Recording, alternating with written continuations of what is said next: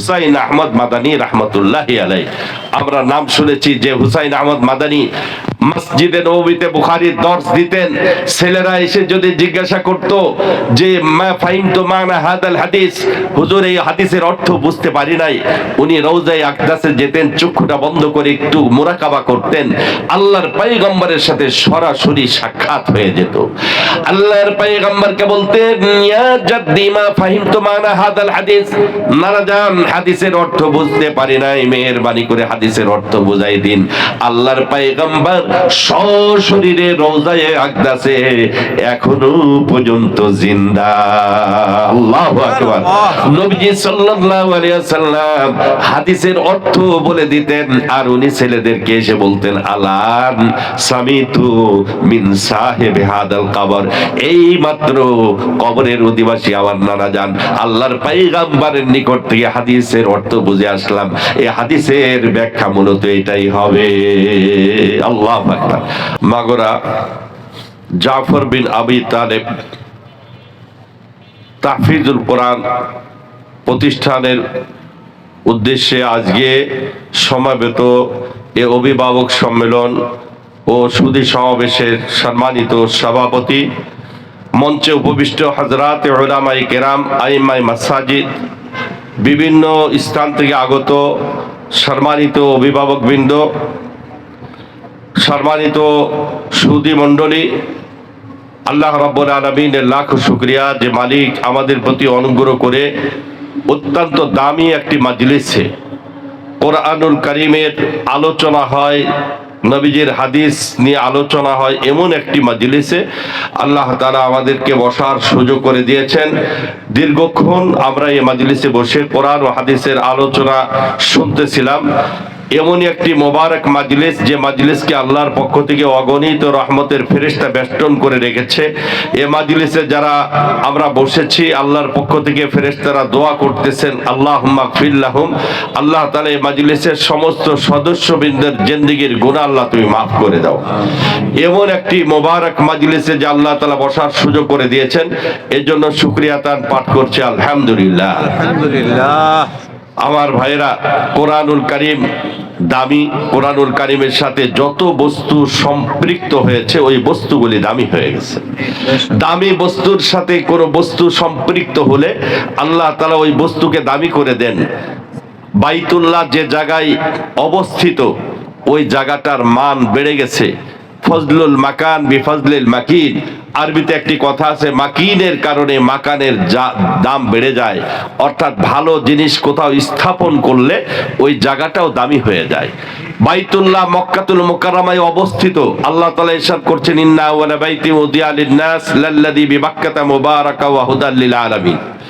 ওই বাইতুল্লাহ যদি পৃথিবীর অন্য কোনো স্থানে অবস্থান করত, ওই জায়গাটাও এত দামি হতো যে এক রাকাত নামাজ আদায় করলে 1,00,000 রাকাতের সওয়াব আল্লাহ তাআলা আমলনামায় লিখে দেন। সুবহানাল্লাহ।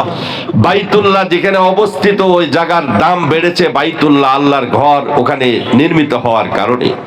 মসজিদে নববী যেখানে অবস্থিত, ওখানে যদি কোনো ব্যক্তি 1 রাকাত নামাজ আদায় করে, তার আমলনামায় 1,000 থেকে 50,000 রাকাতের সওয়াব আল্লাহ তাআলা তার আমলনামায় লিখে দেয়।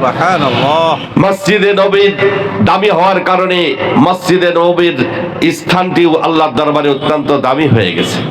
আল্লাহর কালাম কোরআনুল কারীম দামি হওয়ার কারণে কোরআনুল কারীম যে রাতে নাজিল হয়েছে, রাতের মর্যাদাটা বৃদ্ধি করে দিয়েছে। আল্লাহ তাআলা কি বলেন, ঠিক কিনা? ইন্না আনজালনাহু ফি লাইলাতিল কদর, কোরআনুল কারীম যে মাসে নাজিল হয়েছে ওই মাসটাও আল্লাহ তাআলা দামি করে দিয়েছেন। শাহরু রমাদানাল্লাযী উনজিলা ফীহিল কুরআন, কোরআনুল কারীম রমজান মাসে নাজিল হয়েছে। রমজানের মর্তবা আল্লাহ বৃদ্ধি করে দিয়েছেন। কোরআনুল কারীম যে রাতে নাজিল হয়েছে, রাতের দাম আল্লাহ তাআলা বাড়াই দিয়েছেন। কোরআনুল কারীম যে ফেরেশতা দুনিয়ার বুকে নিয়ে এসেছেন, ওই ফেরেশতার উপাধি হয়েছে সাইয়্যিদুল মালাইকা। সমস্ত ফেরেশতাদের সর্দার আল্লাহ তাকে বানিয়েছে। সুবহানাল্লাহ। কোরআনুল কারীম যে নবীর প্রতি আল্লাহ নাযিল করেছেন ওই নবীর উপাধি আল্লাহ দিয়েছেন ওয়া মা আরসালনাকা ইল্লা রাহমাতান লিল আলামিন। সমগ্র বিশ্ববাসীর জন্য হে আমার পয়গম্বর আপনাকে রহমতের কান্ডারি করে দুনিয়ার বুকে প্রেরণ করেছি। কোরআনুল কারীম যে হাফেজে কোরআন অন্তরে ধারণ করেছে আল্লাহ তাআলা ওই হাফেজের মর্তবা এত বৃদ্ধি করেছেন এ জমিন দিয়ে চলাচল যখন করে পুলিশ লাইনের আশপাশ দিয়ে এলজিডির এই রাস্তা দিয়ে যখন চলাচল করে আমার আপনার জন্য ওয়াদা নাই ওই হাফেজে কোরআন মাদ্রাসার তালবে ইলমটা যখন হেঁটে যায় নবীজি বলেন ওয়া ইন্নাল মালাইকাতা লাতাযাউ আজনিহাতাহা রিযাল লিতালিবিল ইলম। তালেবে ইলমের জন্য আল্লাহর রহমতের ফেরেশতা তার পায়ের তলে নূরের পাখা বিছায় দেয়। সুবহানাল্লাহ। আমার ভাইয়েরা একজন শিয়া এই হাদিসটি পড়তেছিল তো উপহাস করেছে নবীজির যে মাদ্রাসার তালবে ইলম হাফেজে কোরআনের জন্য ফেরেশতারা নূরের পাখা বিছায়। এক তালবে ইলম হেঁটে যাচ্ছে ওই কম বক্ত শিয়া হাঁটতেছে আর বলছে নি আযাউ কাদামি আলা আজনিহাতিল মালাইকা। সত্যই যদি তালবে ইলমের পদতলে আল্লাহর ফেরেশতা নূরের পাখা বিছায় দেয় তো ওই ফেরেশতার পাখাগুলিকে আমি আমার পা দ্বারা পদদলিত করলাম, লাঞ্ছিত করলাম। নাউযুবিল্লাহি মিন যালিক।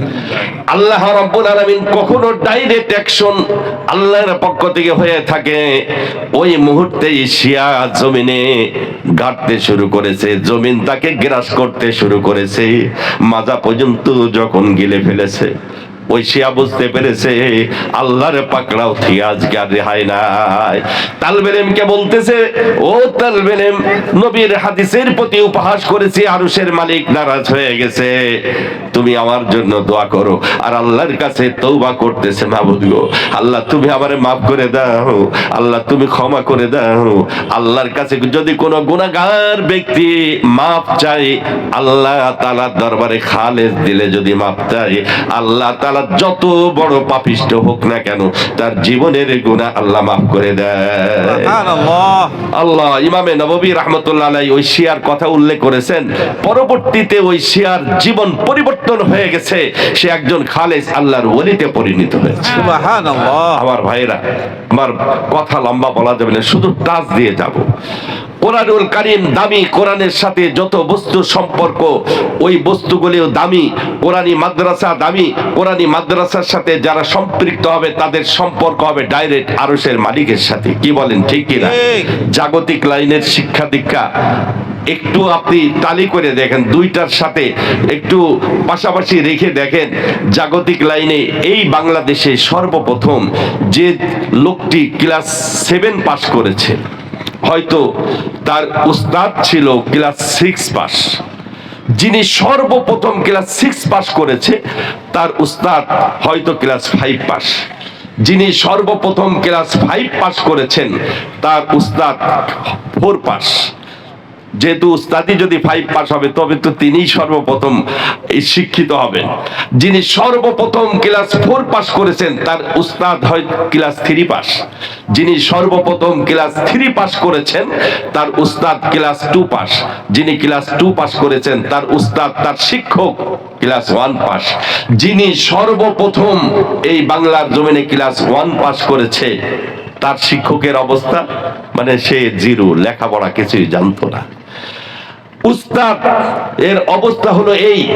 আর কোরআনী মাদ্রাসার একজন ছাত্র তার সম্পর্ক ডাইরেক্ট আরশের মালিকের সাথে। আমার উস্তাদ হাটাজারি মাদ্রাসার হেফাজতের আমির আল্লামা আহমদ শফি কাদ্দাসাল্লাহু সিররা হুজুরের কাছে আমরা সরাসরি হাদিসের কিতাব পড়েছি। আমার যদিও বুখারীর উস্তাদ আল্লামা আব্দুল আজিজ কাদ্দাসাল্লাহু সিররা হাটাজারি মাদ্রাসার শাইখুল হাদিস, উভয়ের উস্তাদ সরাসরি হুসাইন আহমদ মাদানী রাহমাতুল্লাহি আলাইহি। আমরা নাম শুনেছি যে হুসাইন আহমদ মাদানী মসজিদে নববীতে বুখারীর দর্স দিতেন, ছেলেরা এসে যদি জিজ্ঞাসা করত যে মা ফাহিমতু মানা হাদাল হাদিস, হুজুর এই হাদিসের অর্থ বুঝতে পারি নাই, উনি রওজায়ে আকদাসে যেতেন, চক্ষুটা বন্ধ করে একটু মুরাকাবা করতেন, আল্লাহর পয়গম্বরের সাথে সরাসরি সাক্ষাৎ হয়ে যেত। আল্লাহর পয়গম্বরকে বলতেন ইয়া জাদ্দি মা ফাহিমতু মানা হাদাল হাদিস, নানাজান হাদিসের অর্থ বুঝতে পারি নাই, মেহেরবানি করে হাদিসের অর্থ বুঝাই দিন। আল্লাহর পয়গম্বর সশরীরে রওজায়ে আকদাসে এখনো পর্যন্ত জিন্দা। আল্লাহু আকবার। নবীজি সাল্লাল্লাহু আলাইহি ওয়াসাল্লাম হাদিসের অর্থ বলে দিতেন, আর উনি ছেলেদেরকে এসে বলতেন আলান সামিতু মিন সাহিব হাদাল কবর, এই মাত্র কবরের অধিবাসী আমার নানা যান আল্লাহর পয়গম্বরের নিকট থেকে হাদিসের অর্থ বুঝে আসলাম। এই হাদিসের ব্যাখ্যা মূলত এটাই হবে। আল্লাহু আকবার। হুসাইন আহমদ মাদানী রাহমাতুল্লাহ আলাইহি সরাসরি উস্তাদ শাইখুল হিন্দ মাহমুদুল হাসান দেওবন্দি রাহমাতুল্লাহি আলাইহি, তিনার সরাসরি উস্তাদ বানিয়ে দারুল উলুম দেওবন্দ আল্লামা কাসেম নানতুবি রাহমাতুল্লাহি আলাইহি, আল্লামা কাসেম নানতুবি রাহমাতুল্লাহি আলাইহি সরাসরি উস্তাদ শাহ আব্দুল গনি মুজাদ্দিদি রাহমাতুল্লাহি আলাইহি, শাহ আব্দুল গনি মুজাদ্দিদি রাহমাতুল্লাহ আলাইহির সরাসরি উস্তাদ হলো শাহ শাইখুল হিন্দ হযরতে শাহ ওলিউল্লাহ মুহাদ্দিস দেহলভী রাহমাতুল্লাহ আলাইহি, শাহ মোহাম্মদ ইসহাক আদ-দেহলভী রাহমাতুল্লাহ আলাইহি, তার উস্তাদ হলো শাহ আব্দুল আজিজ মুহাদ্দিস দেহলভী রাহমাতুল্লাহ আলাইহি, তার উস্তাদ হলো মুসনাদুল হিন্দ শাহ ওলিউল্লাহ ইবনে আব্দুর রহিম আদ-দেহলভী রাহমাতুল্লাহ আলাইহি, তার উস্তাদ হলো শেখ আবু তাহির মুহাম্মদ ইবনে ইব্রাহিম আল মাদানী রাহমাতুল্লাহ আলাইহি, তার উস্তাদ হলো শেখ ইব্রাহিম আল কুর্দি রাহমাতুল্লাহ আলাইহি, তার উস্তাদ হলো শাহ আহমদ আল কাশাশি রাহমাতুল্লাহ আলাইহি, তার উস্তাদ হলো শাইখুল মাওয়াহিব আহমদ ইবনে আব্দুল কুদ্দুস আশ-শান্নাবী রাহমাতুল্লাহি আলাইহি, তিনার উস্তাদ হলো শেখ মুহাম্মদ ইবনে আহমদ আর-রামালি রাহমাতুল্লাহি আলাইহি, তার উস্তাদ হলো শাইখুল ইসলাম জাইনুদ্দিন জাকারিয়া ইবনে মুহাম্মদ আল-আনসারী রাহমাতুল্লাহ আলাইহি, তিনার উস্তাদ হলো শেখ শিহাবউদ্দিন আহমদ ইবনে আলী ইবনে কান্নানী আল-আসকালানী রাহমাতুল্লাহি আলাইহি, তিনার উস্তাদ হলো শেখ ইব্রাহিম ইবনে আহমদ আত-তান্নুখী রাহমাতুল্লাহ আলাইহি, তিনার উস্তাদ হলো আবু মুহাম্মদ আব্দুল্লাহ আল-জাব্বার রাহমাতুল্লাহি আলাইহি, তিনার উস্তাদ হলো আবুল আব্বাস আহমদ ইবনে আবি তালেব আল-হিজার রাহমাতুল্লাহ আলাইহি, তিনার উস্তাদ হলো আবুল হাসান আব্দুর রহমান মুজাফফর দাউদ আদ-দাউদি রাহমাতুল্লাহ আলাইহি, তিনার উস্তাদ হলো আবু মুহাম্মদ আব্দুল ইবনে আহমদ আস-সারুখসি রাহমাতুল্লাহ আলাইহি, তিনার উস্তাদ হলো আবু আব্দুল্লাহ মুহাম্মদ ইবনে ইউসুফ বিন মাতার বিন সালেহ বিন বিশির আল-ফিরাবরি রাহমাতুল্লাহি আলাইহি, তিনার সরাসরি উস্তাদ হলো আবু আব্দুল্লাহ মুহাম্মদ ইবনে ইসমাইল ইবনে ইব্রাহিম ইবনে মুগীরা ইবনে বারদাজবাতিল জুফি আল-ইয়ামানি আল-ইমামুল বুখারী রাহমাতুল্লাহি আলাইহি।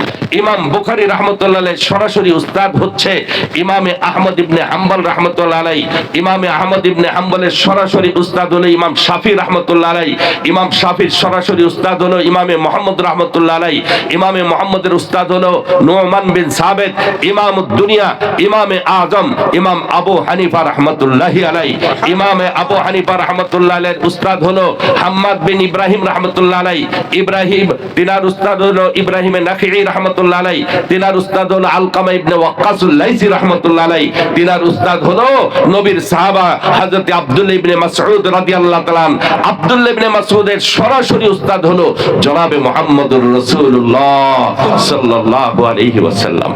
আর আল্লাহর পয়গম্বরের সরাসরি উস্তাদ আল্লামা নিয়াল, ইন্নাল্লাহ আদাবানি ইন্নাল্লাহ আল্লামানি, আল্লাহই সরাসরি আমাকে ইলম দান করেছে, আল্লাহ আমাকে আদব শিক্ষা দিয়েছে। জোরে কোন সুবহানাল্লাহ। সুবহানাল্লাহ। আমার ভাইয়েরা, বড় উদ্দেশ্য হলো এটাই, এই কোরআনী মাদ্রাসায় যে তালবে ইলমটা পড়তেছে ওই তালবে ইলমের সম্পর্ক সরাসরি আল্লাহর আরশের সাথে হয়ে যায়। এজন্যই তো নবী বলেন কুন আলিমান আও মুতাআল্লিমান আও মুস্তামিয়ান আও মুহিব্বান ওয়ালা তাকুন খামিসা। নবীজি বলেন, ও আমার উম্মত, তুমি আলেম হও, আলেম যদি হতে না পারো তালবে ইলম হও, ছাত্র হও, ছাত্রও হতে পারো নাই, মুস্তামিয়ান তবে আলেম উলামার কথা শ্রবণ করো, আলেমদের কথা মোতাবেক জীবন গড়ো, সেটাও যদি সম্ভব না হয়, মুহিব্বান আলেমদেরকে, কোরআনী মাদ্রাসা হাফেজ তালবে ইলমদেরকে অন্তর দিয়ে মহব্বত করো। জোরে কোন সুবহানাল্লাহ। ওয়ালা তাকুন খামিসা, নবীজি বলেন পঞ্চম ব্যক্তির অন্তর্ভুক্ত হয়ো না। আমার হাটাজারি মাদ্রাসার পূর্বে যে মাদ্রাসায় পড়েছিলাম, বাথুয়া মাদ্রাসা, চট্টগ্রামের সব থেকে একজন সম্পদশালী ব্যক্তি, চিটাং যারা পড়েছেন চিনবেন, ওই পূর্বের জামানায় নূর আলী সওদাগর। তো নূর আলী সওদাগর রমজান মাসে গোটা মানে চট্টগ্রামের সমস্ত কওমি মাদ্রাসার খরচ আল্লাহর বান্দা একা বহন করতেন। অর্থ আল্লাহ দিয়েছিলেন, দিনের রাহে খরচও করতেন। আমরা তালেবে ইলমরা একদিন মানে আসরের পরে কিতাব নিয়ে তাকরার করতেছি, আমার খুবই ওই দৃশ্যটা মনে পড়ে। নূর আলী সওদাগরের আপন ভাইয়ের বাড়ি আমি লজিং থাকতাম। তো উনি আসলেন, এসে আমাদের সামনে উনি ঘাসের উপরে বসে পড়তেছে। তাড়াতাড়ি করে আমি রুমালটা নিয়ে উনার ওখানে একটু বিছায় দিলাম। নূর আলী সওদাগর আলেম ওলামাদের সাথে মিশার কারণে এত বড় সম্পদশালী ব্যক্তি, আলেমদের প্রতি, তালবে ইলমের প্রতি কত মহব্বত। রুমালটা হাতে উঁচু করে আল্লাহর বান্দা মাথার উপরে উঠালো, উঠাই বলছে, হুজুর, বলছে, ও বাবা তালবে ইলম, তুমি কেমনে তোমার রুমালটা বিছাই দিলে? আরে তোমার ওই রুমালে বসার মতো দুঃসাহস আমি নূর আলী সওদাগরের নাই। টাকা আল্লাহ দিতে পারে, তোমাদের জন্য তো নূরের ফেরেশতারা তোমাদের পায়ের তলে নূরের পাখা বিছাই দেয়। জোরে কোন সুবহানাল্লাহ। আমার বন্ধুগণ, নবীর ভালোবাসা, আলেম ওলামার ভালোবাসা অন্তরে যদি কোনো ব্যক্তি স্থান দিতে পারে, আল্লাহু আকবার, ওই ব্যক্তির মর্তবা বাড়াই দেন মহান আল্লাহ। কি বলেন, ঠিক কিনা? ভারতবর্ষের একজন হিন্দু কেবলমাত্র মুসলমান হয়েছে, ইসলাম গ্রহণ করেছে। ইসলাম গ্রহণের পর আমার ভাইয়েরা ওলামায়ে কেরাম তার নাম দিয়েছে সাদিক, নাম রেখেছে। ভারতবর্ষের হিন্দু সম্প্রদায় যখন জানতে পারলো আমাদের সব থেকে বড় একজন শিক্ষিত জ্ঞানী গুণী ব্যক্তি, লোকটা ইসলাম গ্রহণ করলো, চলো যাই, তার একটু প্রস্তাব দিয়ে ইসলাম থেকে যেভাবেই হোক তাকে ফিরাই নিয়ে আসতে হবে। ওই ব্যক্তির কাছে গেল, হিন্দু লোকটির কাছে, নব মুসলিম, ইসলাম গ্রহণ করেছে, তার কাছে যে প্রস্তাব দিল, ও আল্লাহর বান্দা, তুমি কেন ইসলাম গ্রহণ করলে? ইসলাম ছেড়ে দাও।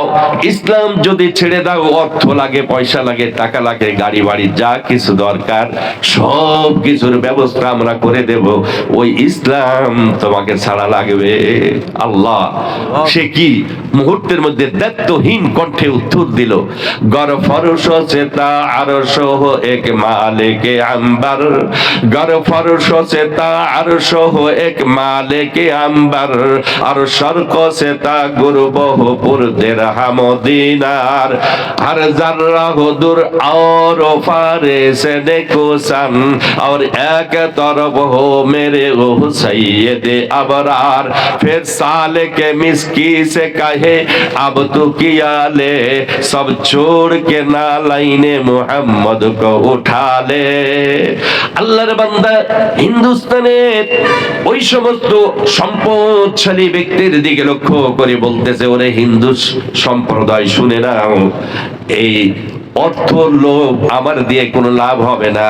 আসমান থেকে নিয়ে জমিন পর্যন্ত সমস্ত জায়গাটা যদি স্বর্ণ দিয়ে ভরপুর করে দেয়া হয়, আর একদিকে যদি বিশ্ব নবী ইমামুল মুরসালিনের ছেঁড়া একটা জুতা মোবারক যদি থাকে, আর আমি সালেককে যদি বলা হয়, ও সালেক তুমি কোনটা নেবে? ফের সালেকে মিসকি সে কাহে আব তো কিয়া লে, ফের সালেকে মিসকি সে কাহে अब तो किया ले, सब छोड़ के ना लाइने मुहम्मद को उठा ले। আল্লাহর বান্দা বলতেছে, আল্লাহর কসম করে বলি, সমগ্র পৃথিবীটা যদি স্বর্ণ দিয়ে ভরপুর করে দেয়া হয়, আর এক সাইডে যদি আখিরি জামানার পয়গম্বরের জুতা মোবারক থাকে, ওই স্বর্ণের উপরে লাথি মেরে আল্লাহর পয়গম্বরের জুতা মোবারক মাথায় উঁচু করে রাখবো। আল্লাহু আকবার। এর নাম হলো ঈমান, এর নাম হলো ভালোবাসা, এর নাম হলো মোহাব্বত। নবীর ভালোবাসা বহি প্রকাশে কত সাহাবা জীবন দিয়েছে। আমার বন্ধুগণ, কত সাহাবা দিনাদের রক্ত ঝরাইছেন। আজ ইসলাম আমাদের পর্যন্ত এমনি আসে নাই। নবীজি সাল্লাল্লাহু আলাইহি সাল্লাম এজন্যই উম্মতকে সতর্ক করেছেন, এইভাবে আমার আপনার জীবন যাবে না, একদিন কবরের বাসিন্দায় পরিণত হবে। আমি নিজে আলেম হতে পারি নাই, নিজে মাদ্রাসায় পড়াশোনা করার সুযোগ লাভ করতে পারি নাই। আল্লাহর পয়গম্বর আরেকটা রাস্তা বলে গেছেন, তুমি আলেম হতে পারো নাই, মাদ্রাসার ছাত্র হতে পারো নাই, আলেমদেরকে মহব্বত করো, আলেমদের কথা শোনো, মাদ্রাসার তালবে ইলমদেরকে মহব্বত করো। আল্লাহর পয়গম্বর বুখারী শরীফের সহিহ হাদিস, আনা ওয়া কাফিলুল ইয়াতীমি হাকাযা, আল্লাহর পয়গম্বর দুইটা আঙ্গুল একত্রিত করে দেখাইছেন, আমি এবং এতিমের লালন পালনকারী জান্নাতে এইভাবে মধ্যম আর শাহাদত আঙ্গুলে যেমন পাশাপাশি, এতিমের লালন পালনকারী আর আমি নবী জান্নাতে এইভাবে থাকবো। আল্লাহু আকবার। আমি আলেম হতে পারি নাই, একজন মাদ্রাসার তালবে ইলম, অনেক গরিব ছেলে আছে। আমার মোহতারাম ভাই মৌলানা রিজওয়ানুল করিম, হাফেজ মৌলানা রিজওয়ানুল করিম, উনি যখন ওই সাতক্ষীরায় ছিলেন, আমি বহুবার ওই মাদ্রাসায় সালমান মানে হুজুরের ছেলে সালমান তখন ওখানে পড়তো, অনেকবারই ওই প্রোগ্রামে অত্যন্ত মহব্বত করতেন। আমিও দেখেছি ওই এলাকার লোকজনও তার জন্য ফেদা ছিল, সমস্ত এলাকার লোকও তার জন্য নিবেদিত প্রাণ।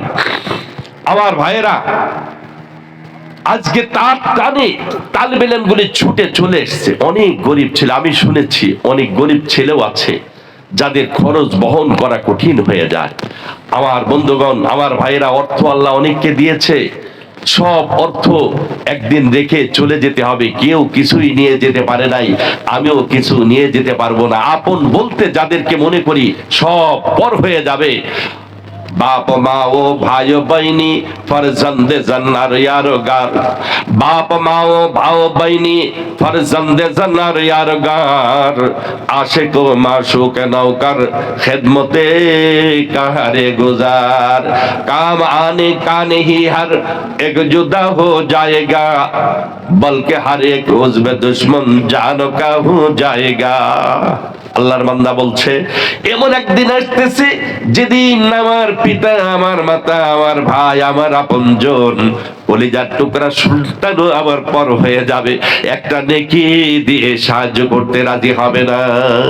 আমার ভাইয়েরা, আমার অর্থর মধ্যে কিছু অর্থ যদি একজন মাদ্রাসার তালেবে ইলম হাফেজে কোরআনের পিছনে ব্যয় হয়, আর ওই হাফেজে কোরআন কাল কিয়ামতের ময়দানে মুসিবতের দিন, নবীজি বলেন, আমি যে হাদিসটি পাঠ করেছি, আল্লাহ নবী বলেন, মান করা আল কোরআন ফাস্তাজহারাহু ফাআল্লা হালালাহু ওয়া হাররামা হারামা, যে কোরআনুল কারীম পড়লো, কোরআন মোতাবেক আমল করলো, হালালকে হালাল, হারামকে হারাম মেনে চলেছে, আল্লাহ রাব্বুল আলামিন তাকে জান্নাত দান করবেন।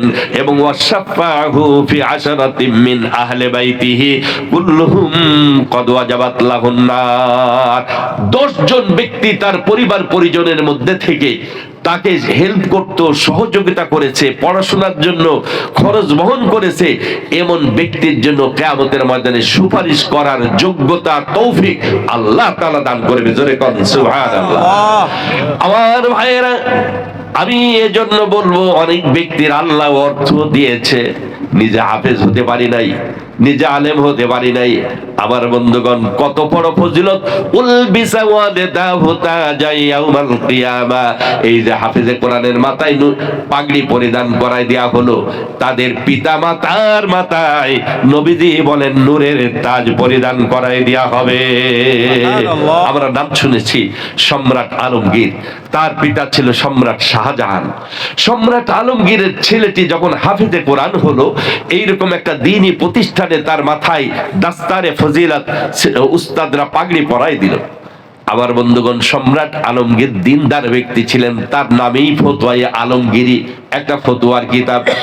সম্রাট আলমগীর ছেলেকে বললেন, বাবা, আল্লাহ তোমার হাফেজে কোরআন হওয়ার তৌফিক দান করেছে, যাও তোমার দাদা রুমে যাও, যে একটু দোয়া নিয়ে আসো।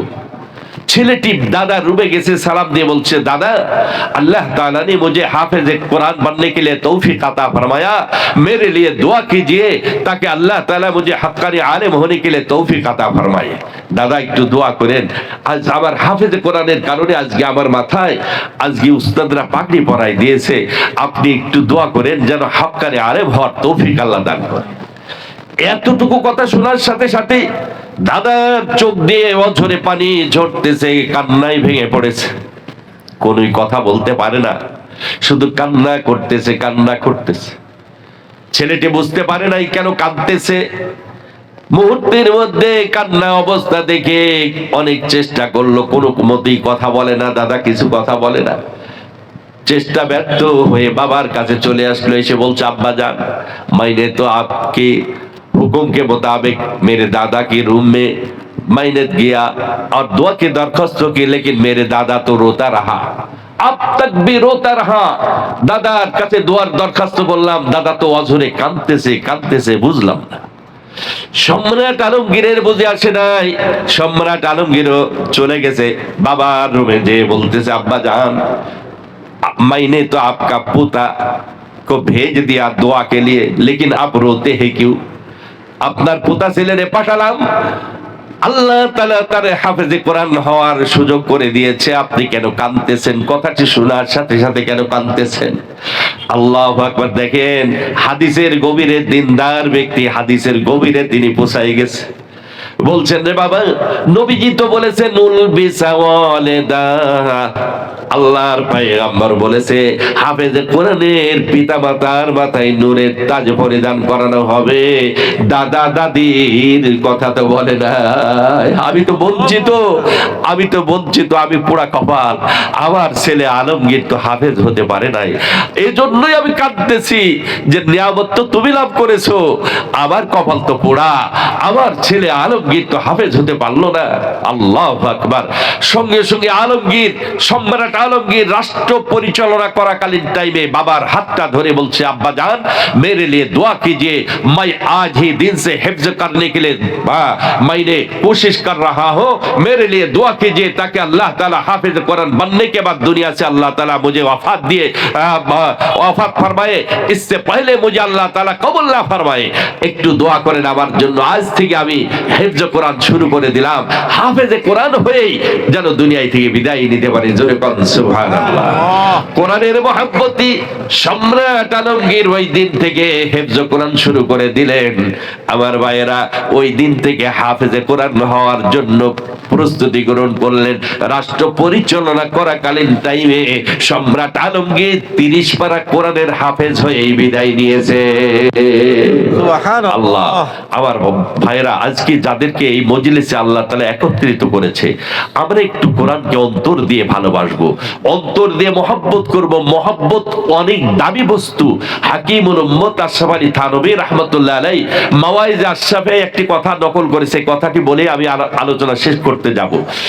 মাওয়াইজ আশরাফের মধ্যে লিখেছে, ভারতবর্ষে ওই সময় তো এত আলেম ওলামা, মসজিদের ইমাম পাওয়া যেত না। আজ থেকে মাগুরার অবস্থায় একটু মুরব্বীরা বুঝবেন, মাগুরা জেলায় সব জায়গায় এত মাদ্রাসা ছিল না। কি বলেন, ছিল নাকি? আমাদের এই যে মরহুম মুফতি আলী আকবর সাহেব রাহমাতুল্লাহি আলাইহি শিমুলিয়ার অধিবাসী দড়াটানা মাদ্রাসা প্রতিষ্ঠিত করেছেন। আল্লাহ তাআলা তার কবরকে বেহেশতের বাগিচায় পরিণত করুক। জোরে বলুন আমিন। তো মাওলানা নাসিরুল্লাহ আপনারা চেনেন, এই মাগুরারই সন্তান, সে অসুস্থ, দিল্লি অপারেশন হয়েছে, তার জন্য আমরা একটু দোয়াও করবো, আল্লাহ তাকে সুস্থতার নিয়ামত দান করুন। তো আমি দড়াটানা মাদ্রাসায় মাওলানা নাসিরুল্লাহ আমার কাছে কাফিয়া পড়েছে, দড়াটানা মাদ্রাসা হুজুরের ছেলে আর কি। তো দড়াটার মাঝে যখন আসলাম, মাদ্রাসার হালাত, আমাদের মাওলানা আব্দুল বাসির সাহেব রাহমাতুল্লাহ আলাইহি চলে গেছে, দড়াটার মাদ্রাসার একজন আলেম ছিলেন, আলেম সদস্য। তো উনি বলছিলেন এই গোটা শহরে রেল স্টেশন মাদ্রাসা ছাড়ার কোনো মাদ্রাসা ছিল না, এমন একটা অবস্থা ছিল। ভারতবর্ষের একজন ব্যক্তি মারা গেছেন, আল্লাহর বান্দা, তার জানাজা পড়ানোর মতো কোনো ব্যক্তি নাই। মুআল্লার ইমাম উনি ছুটিতে গেছেন, বাড়িতে অনেক দূর বাড়ি, জানাজা পড়াবেন কেমনে? গোসল দেওয়ায় চৌরাস্তায় নিয়ে গেছে, দেখি কোনো নামাজি ব্যক্তি পাওয়া যায় কিনা, জানাজা পড়ানোর মতো কোনো ব্যক্তি পাওয়া যায় কিনা। সকাল থেকে অপেক্ষা করতে করতে প্রায় 11টা বাজতে চললো, তখন দেখে একজন ব্যক্তি মানে সাইকেল, একটা ভাঙড়ি সাইকেল চালায়, আল্লাহর বান্দা মাথায় টুপি, লম্বা জামা গায়ে দিয়ে অতি দ্রুত গতিতে আসতেছে। লোকেরা বুঝলো এই লোকটি হয়তো কিছু জানে, তার কি দরখাস্ত করতে হবে, তিনি জানাজাটা পড়াই দিয়ে যাক। ওনাকে থামালেন সালাম দিয়ে, ভাইজান আমাদের এই মাইয়াতের জানাজা কেমনে পড়াতে হয় আমরা তো জানি না, কবর খুঁড়ে অপেক্ষা করতেছি, মেহেরবানি করে একটু জানাজার নামাজ রাতে পড়াই দিয়ে যান। বলছে আমি তো সরকারি চাকরি করি, সময় অনেকটা দেরি হয়ে গেছে, বেশি সময় দিতে পারবো না, তাড়াতাড়ি আপনার একটু কাতার হয়ে যান। কাতার হয়ে গেল, আল্লাহর বান্দা জানাজার ইমামতি করলেন। এবারে ইমামতি করে চলে যাবেন, লোকেরা বলছে না না আপনাকে ছাড়া হবে না, কিভাবে লাশ দাফন করতে হয় আমরা জানি না, মেহেরবানি করে একটু লাশটা দাফনের ব্যবস্থা করে দিয়ে যান। আমার ভাইয়েরা, এবারে উনি কবরে নামলেন, লাশ কবরে নামানো হলো। নামানোর পর দাফনের কাজ শেষ করে উনি অফিসে চলে গেলেন। অফিসে যেয়ে এবার দেখে বুক পকেটে তার আইডি কার্ড ছিল, রেশনের কার্ড ছিল, কাগজপত্র কিছুই নাই, সব কোথায় পড়ে গেছে। মনে মনে তার পরিকল্পনা, অন্য কোথাও তো পড়ার কথা না, ওই যে কবরে লাশটা নামিয়েছিলাম, মাথা নিচু করেছি, বুক পকেটে কাগজ ছিল, সব ওই কবরেই পড়েছে। আল্লাহর বান্দা অফিস শেষ করে সন্ধ্যার আগ মুহূর্তে ওই গ্রামে আসলেন। গ্রামে এসে লোকদেরকে বললেন, ভাইজান বড় বিপদগ্রস্ত আমি। বলে কি বিপদগ্রস্ত বলেন?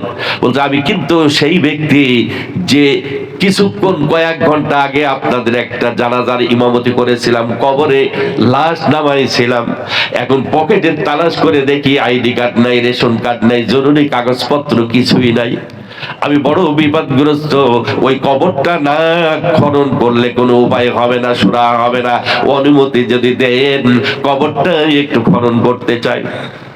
লোকেরা বলতেছে দেখেন কবর খননের পরিণতি কি হবে না হবে আমাদের জানা নাই, এই দুঃসাহস আমরা করতে পারবো না, আপনি যদি সাহস করেন তো কবর খনন করতে পারেন, কবর খননের দায়িত্ব আপনার পালন করতে হবে। বলছে আচ্ছা ঠিক আছে, সব কিছু আমি করবো, আপনারা একটু সাথে থাকেন, একা একা তো যাওয়া যাবে না। আমার ভাইয়ের কবরের নিকট গেল, প্রায় সূর্য অস্ত চলে যাবে এমন একটা মুহূর্তে কবরের কাছে গেছে। কবর খননের কাজ শুরু হলো, মাটিগুলি সরাইছে, বাঁশের খাবাচে যখন সরানো হলো, দেখে কবর থেকে মিশকো আম্বরের ঘেরান আসতেছে। আল্লাহু আকবার। সমস্ত কবরটা মিশকো আম্বরের ঘেরানে ভরে গেছে, এলাকায় সমস্ত ঘেরান ছড়াই পড়েছে। দূরের থেকে লোকজন নদী ঘেরান পেয়ে সব ভিড় জমাচ্ছে, কি ব্যাপার, এত সুন্দর ঘেরান কোথা থেকে আসতেছে। আমার বন্ধুগণ, উনি এবার কবরে নেমে দেখে কবর আর কবরের হালতে নাই, ওই কবরটা ফুল দিয়ে সুন্দরভাবে ডেকোরেশন করা হয়েছে। আমার বন্ধুগণ, এবার আল্লাহর বান্দা চিন্তা করলো কি ব্যাপার, এত তাড়াতাড়ি কবরটা এত সুন্দর সুসজ্জিত কে বা কাহারা করলো, দেখি আমার জরুরি কাগজের অবস্থা কি।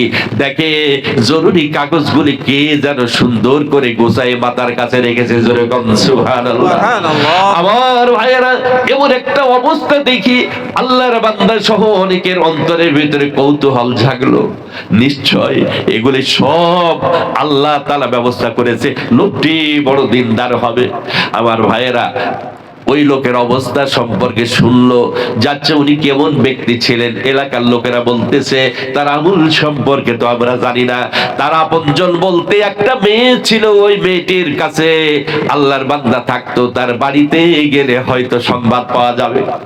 বাড়িতে গেল, যে ইমাম সাহেব যিনি জানাজা পড়াইছিলেন উনি বললেন, মা একটা কথা শুনতে চায়, তোমার আব্বা জানের আমলটা একটু বলবে কি, তোমার আব্বা জান কেমন ব্যক্তি ছিল। মেয়েটি কান্নায় শুরু করেছে, কেন, একটু আগে কবর দেয়া হয়েছে, এখন আসতেছেন জিজ্ঞাসা করতেছেন আমার আব্বার কবরের কথা না জানি, আমার আব্বার কবরে কি আযাব হচ্ছে নাকি, আমার আব্বা কি কবরের শাস্তি পাচ্ছে নাকি। বলছে না না না, তোমার আব্বার কবরের শাস্তি নাই, তোমার আব্বার কবর থেকে এমন মিশকম্বরের ঘ্রাণ বাইর হচ্ছে, এলাকার লোকজন সম্মুখরিত হয়ে গেছে, সমস্ত মানুষ বড় আশ্চর্য, কি আমল করতে রে মা একটু বলো।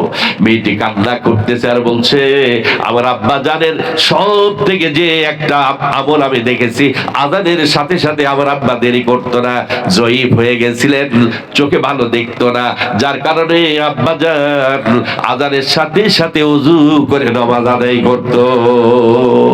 নাম্বার 2, যে কাজটি তিনি করতেন, কোনদিন এই কাজ করতে আমি কোনদিন ত্রুটি দেখি নাই। ঘুম যাওয়ার আগে আমার আব্বা জান ওযু করে কোরআন শরীফটা, আমাদের ঘরে একটা পুরাতন কোরআন শরীফ আছে, ওই কোরআন শরীফটা খুলে নিত।